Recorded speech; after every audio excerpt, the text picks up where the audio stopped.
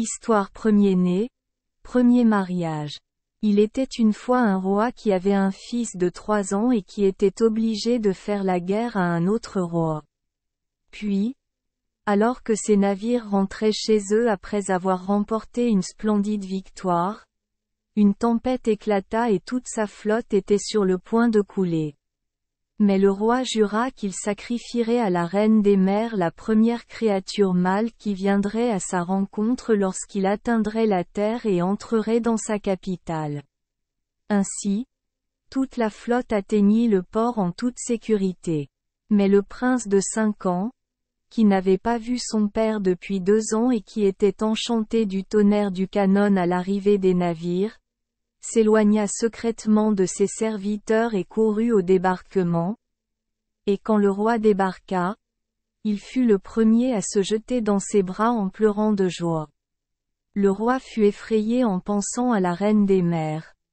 Mais il pensait qu'après tout, le prince n'était qu'un enfant et qu'il pouvait de toute façon sacrifier la prochaine personne pour lui succéder.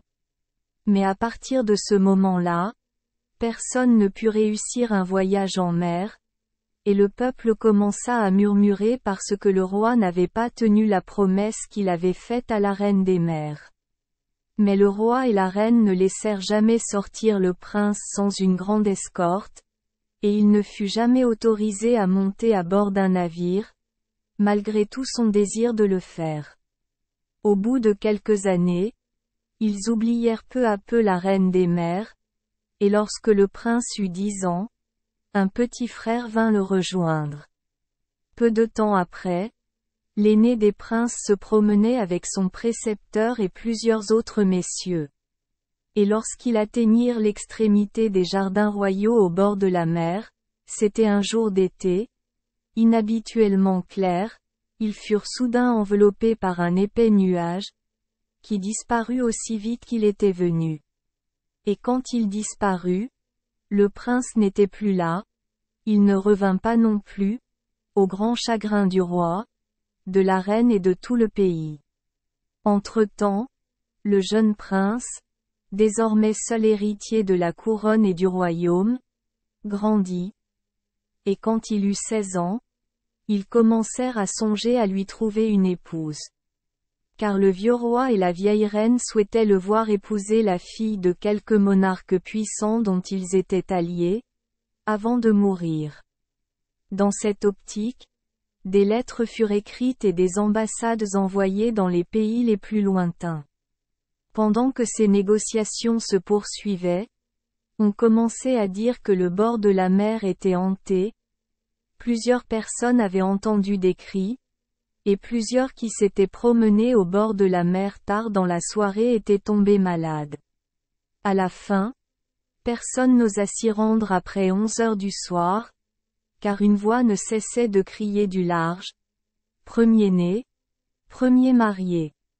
Et quand quelqu'un s'approchait, c'était au péril de sa vie. Enfin ces plaintes parvinrent à l'oreille du roi.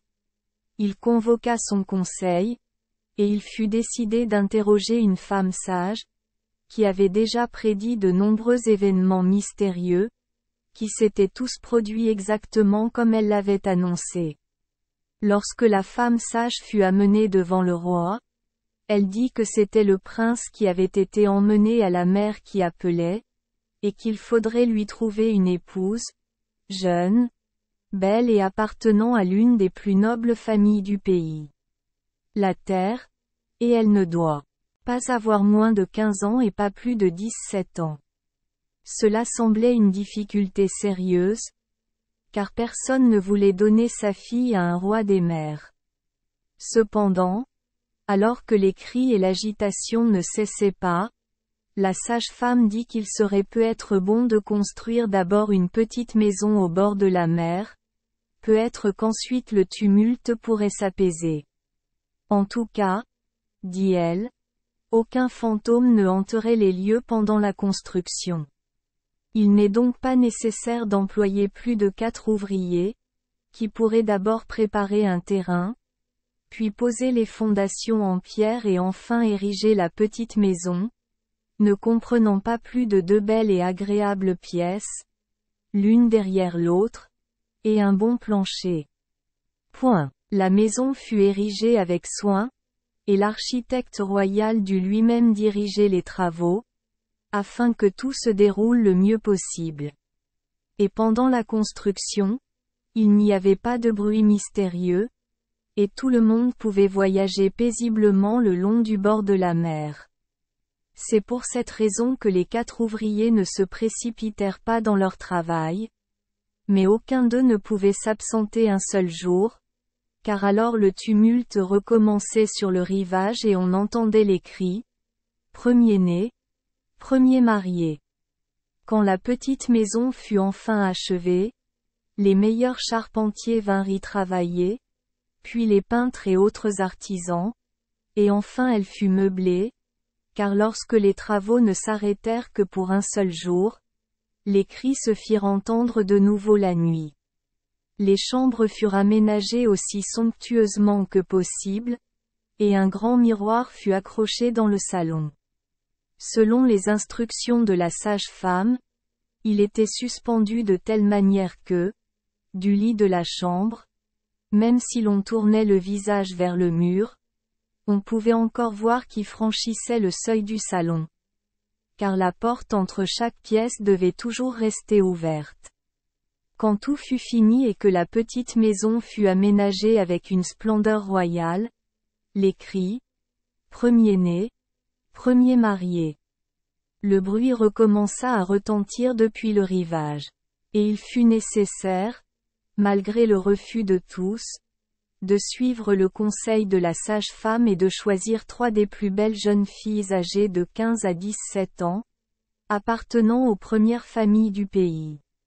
Elles devaient être emmenées au château, dit la sage-femme, et traitées comme des dames de sang royal, et l'une après l'autre elles devaient être envoyées dans la petite maison au bord de la mer.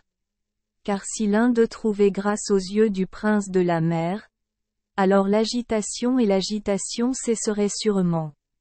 Pendant ce temps, les négociations pour le mariage du jeune prince se poursuivaient, et l'on attendait bientôt l'épouse choisie pour lui. Ainsi, les filles furent également choisies pour le prince des mers. Les 3 élus, ainsi que leurs parents, étaient tout à fait inconsolables de leur sort. Même le fait qu'elles devaient être traitées comme des princesses ne les consolait pas. Mais s'ils n'avaient pas cédé, cela aurait été encore pire pour eux et pour tout le pays. La première fille destinée à dormir dans le palais de la mère était la plus âgée, et lorsqu'elle chercha la sage-femme et lui demanda conseil, celle-ci lui dit qu'elle devrait se coucher dans le beau lit, mais elle devait tourner son visage vers le mur, et en aucun cas se retourner avec curiosité et essayer de voir ce qui se passait. Elle n'avait que le droit de voir ce qu'elle voyait se refléter dans la glace du salon, allongée la face contre le mur. Ce soir-là, à 10 heures, la fiancée royale fut conduite en grande pompe à la petite maison. Ses proches et la cour lui dirent adieu avec beaucoup de larmes, la quittèrent avant 11 heures, fermèrent la porte à l'extérieur et emportèrent avec eux les clés du château. La femme sage était également là, consolait les gens et leur assurait que si seulement la jeune fille s'abstenait de parler et ne se retournait pas, elle ressortirait le matin fraîche et épanouie. La pauvre fille priait et pleurait jusqu'à s'endormir. Mais vers midi, la porte extérieure s'ouvrit brusquement, puis la porte du salon. Elle fut surprise et remplie de peur lorsque, son visage tourné vers le mur, elle vit dans le grand miroir comment entra un jeune homme grand et bien bâti, des vêtements duquel l'eau coulait en ruisseau jusqu'au sol. Il se secoua comme s'il était gelé et dit « Où ?» Puis il se dirigea vers la fenêtre, y déposa une pomme inhabituellement grosse et belle, et accrocha une bouteille dans la fenêtre. Ensuite, il s'est dirigé vers le lit, s'est penché sur la jeune fille endormie et l'a regardée, a marché de long en large à plusieurs reprises, secouant l'eau de ses vêtements et disant « Où ?» Puis il retourna au lit, se déshabilla précipitamment, s'allongea et s'endormit. La pauvre fille ne dormait pas, mais elle avait seulement fermé les yeux lorsque le prince se pencha sur elle. Maintenant, elle était heureuse de penser qu'il dormait profondément et oubliait l'avertissement de la sage-femme de ne pas se retourner. Sa curiosité l'a emportée et elle a voulu savoir s'il s'agissait d'un véritable être humain. Elle se retourna doucement, de peur de le réveiller. Mais au moment où elle s'asseyait tranquillement dans son lit, pour bien regarder sa voisine, il lui saisit vivement la main droite, la coupa et la jeta sous le lit. Puis il se recoucha aussitôt et se rendormit. Dès qu'il fit jour, il se leva, s'habilla sans même jeter un coup d'œil au lit, prit la bouteille et la pomme par la fenêtre, sortit précipitamment et ferma la porte derrière lui. On peut imaginer combien la pauvre fille souffrait entre-temps, et lorsque ses amis et ses parents vinrent la chercher, ils la trouvèrent en pleurs et lui volèrent la main. On l'amena au château et on fit venir la sage-femme accablée de reproches amers. Mais elle a dit que si la jeune fille ne s'était pas retournée et n'avait pas vaincu sa curiosité, elle n'aurait pas perdu la main. Il devait la traiter comme si elle était réellement une princesse. Mais que ce serait tout ce que valait sa vie de lui permettre de revenir dans le voisinage de la petite maison. Les deux jeunes filles furent d'autant plus découragées par cet accident, et se crurent condamnées à mort, quoique la sage-femme les consolât de son mieux. Le second lui promit fidèlement de ne pas se retourner. Pourtant, cela s'est passé avec elle comme avec la première. Le prince entra à midi, dégoulinant, se secoua pour que l'eau vole, dit, où. Je suis allé à la fenêtre, j'ai déposé la belle pomme, j'ai raccroché la bouteille, je suis entré dans la chambre, je me suis penché sur le lit, j'ai marché de long en large à plusieurs reprises, j'ai dit, où. Se déshabilla en toute hâte et s'endormit aussitôt. Sa curiosité prit le dessus, et lorsqu'elle s'assura qu'il dormait profondément, elle se retourna prudemment pour le regarder. Mais il lui saisit la main droite, la coupa et la jeta sous le lit, puis se recoucha et dormit. À l'aube, il se leva, s'habilla sans jeter un regard au lit, prit la pomme et la bouteille, sortit et ferma la porte à clé après lui. Lorsque ses amis et ses parents sont venus chercher la jeune fille le matin, ils l'ont trouvée en pleurs et sans main droite. Elle fut emmenée au château, où elle fut tout aussi peu accueillie que son prédécesseur, et la sage-femme insista sur le fait que la jeune fille avait dû se retourner, même si au début elle le nia catégoriquement. Ensuite, la plus jeune, la plus douce et la plus charmante des trois jeunes filles dut se rendre au château marin, au milieu du deuil de toute la cour. La sage-femme l'accompagna et la supplia de ne pas se retourner, puisqu'il n'y avait aucun autre moyen de protection contre le sort. La jeune fille promit de tenir compte de son avertissement et dit qu'elle prierait Dieu de l'aider si elle était en proie à la curiosité. Tout s'est passé comme avant. Le prince est arrivé à minuit pile, tout mouillé, et a dit, où. Se secoua, posa la pomme sur la fenêtre, raccrocha la bouteille, entra dans la chambre, se pencha sur le lit, fit quelques pas de long en large, dit, où. Se déshabilla et s'endormit aussitôt. La pauvre fille était à moitié morte de peur et de terreur, et priait et luttait contre sa curiosité jusqu'à ce qu'elle s'endorme enfin, et ne se réveilla que lorsque le prince se leva et s'habilla. Il s'approcha du lit, se pencha un moment, sortit, se tourna vers la porte, prit la bouteille et la pomme, puis ferma la porte derrière lui. Le matin, toute la cour, les parents de la jeune fille et la sage-femme vinrent la chercher.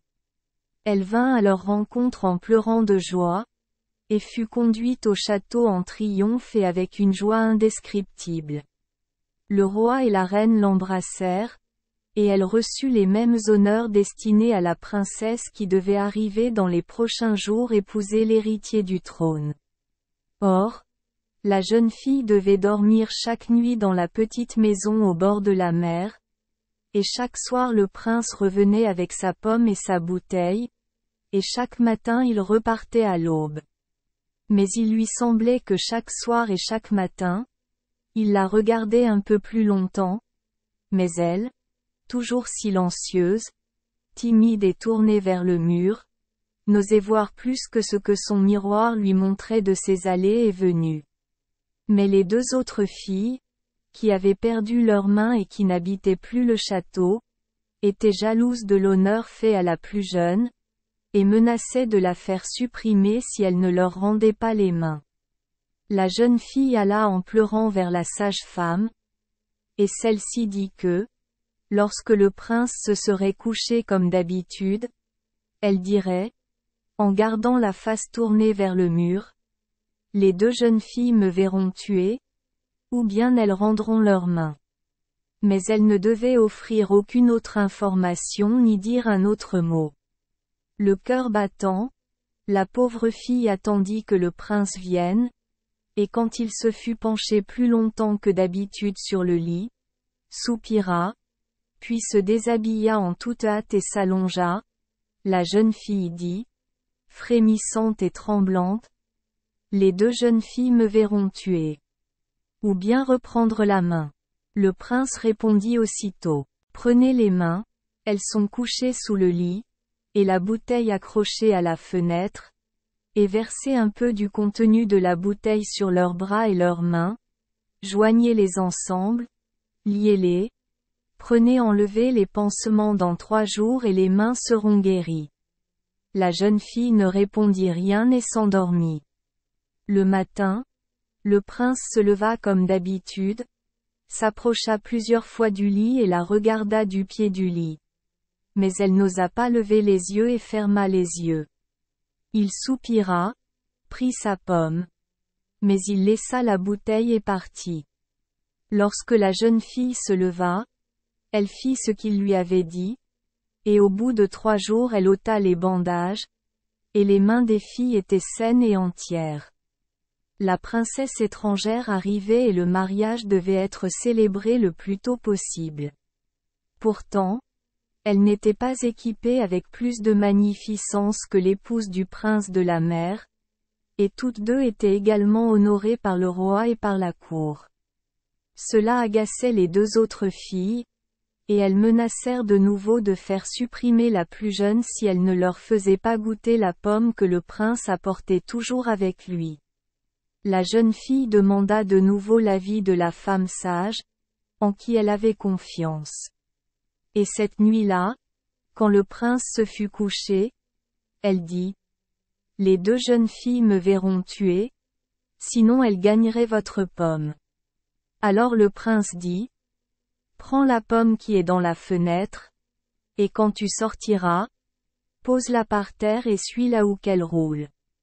Et quand elle s'arrête, cueille autant de pommes que tu veux, et reviens par le même chemin.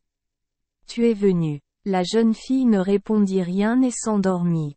Le lendemain matin, il parut plus difficile que jamais au prince de se résoudre à partir. Il paraissait excité et agité, soupirait souvent, se penchait plusieurs fois sur la jeune fille, entra dans le salon, puis se retournait et la regardait une fois de plus.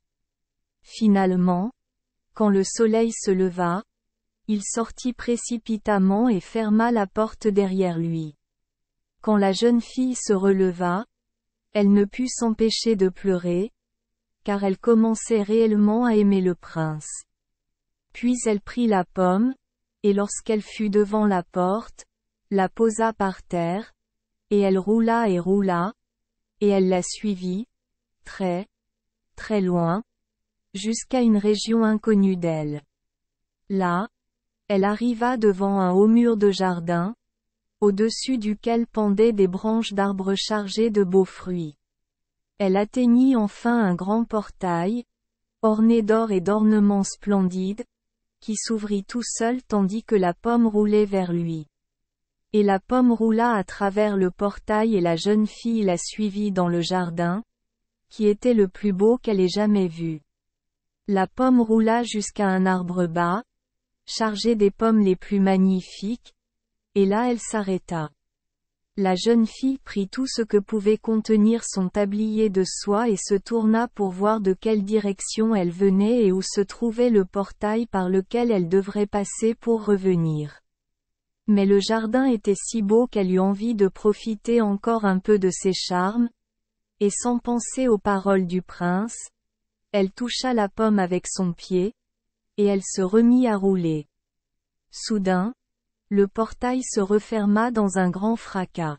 Alors la jeune fille fut très effrayée et regretta d'avoir fait ce qui lui était défendu, mais maintenant elle ne pouvait pas sortir et était obligée de suivre la pomme une fois de plus. Elle roula loin dans le beau jardin et s'arrêta devant une petite cheminée, où se trouvaient deux bouilloires d'eau, l'une petite, l'autre grande.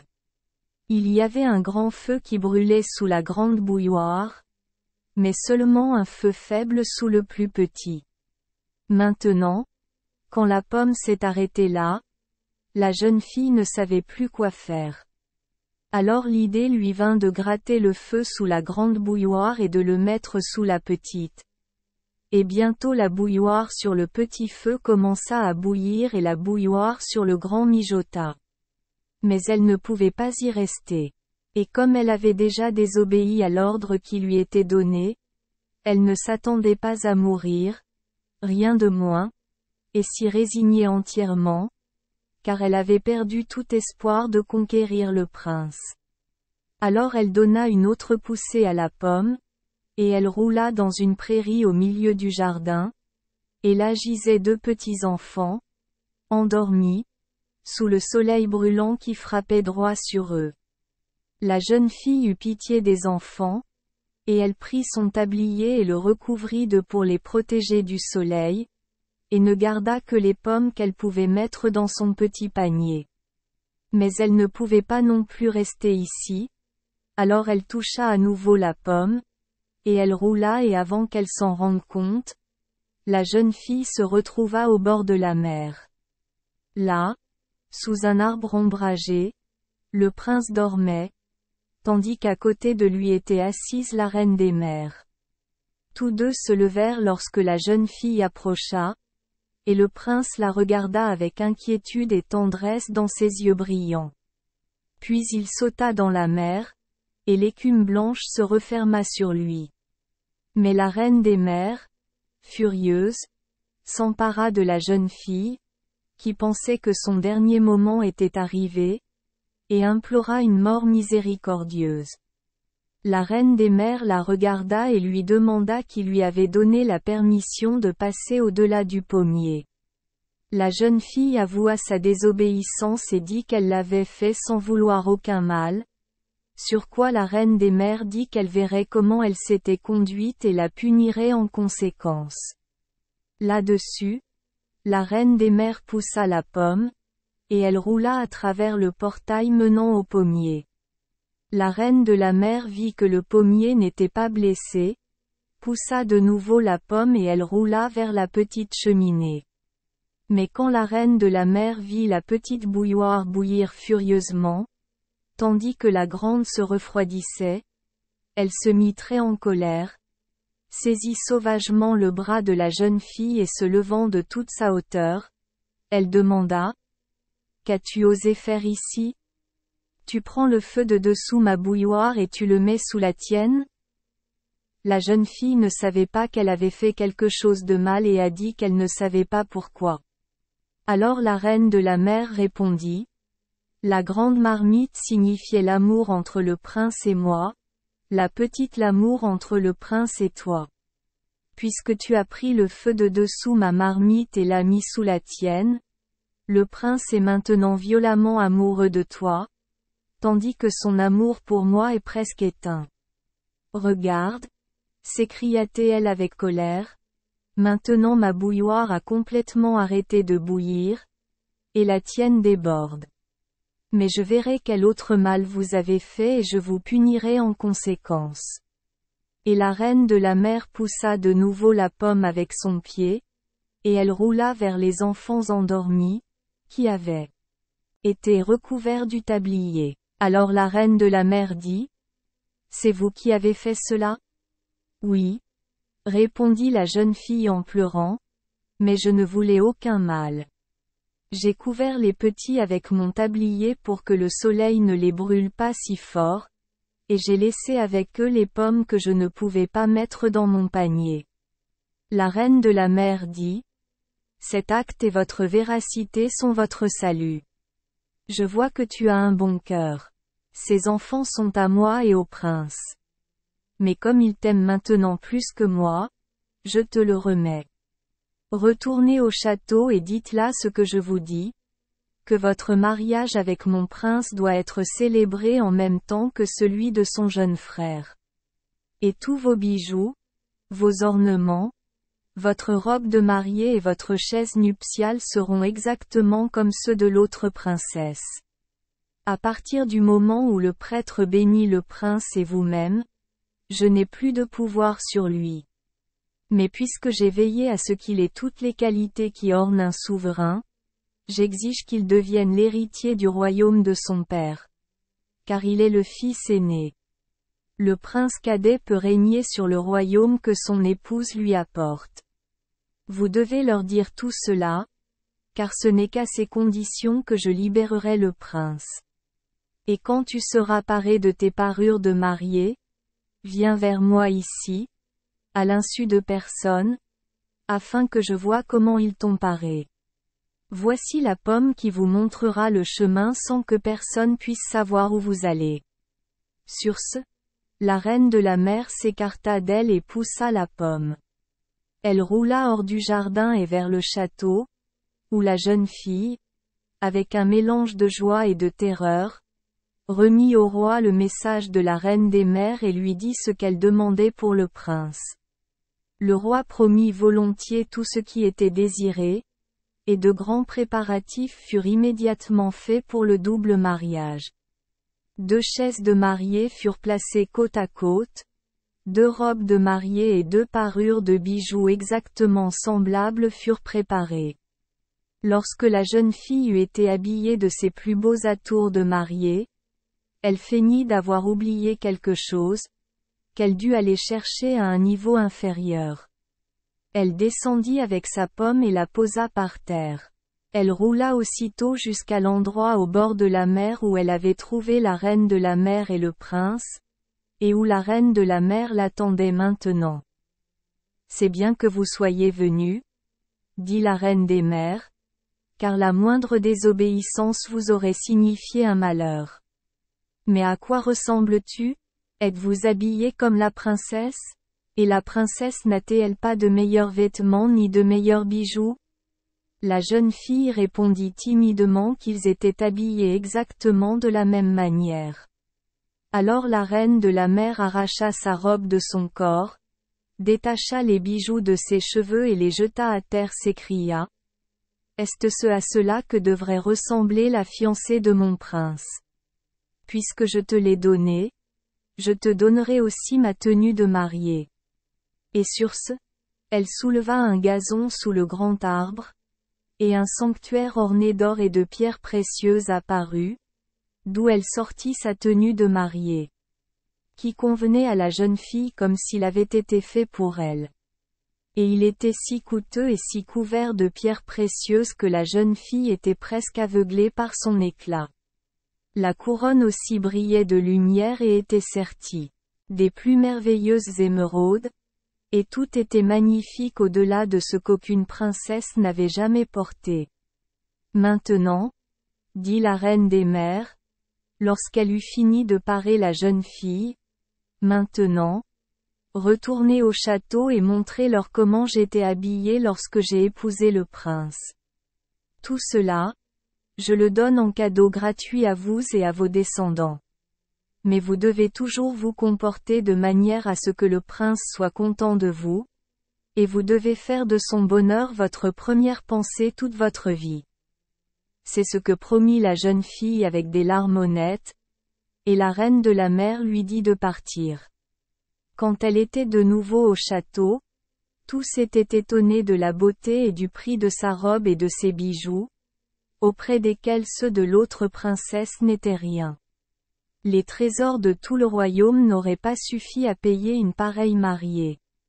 Et personne n'osait plus envier la charmante jeune fille, car jamais princesse n'avait apporté dans le pays une dot de mariée plus riche.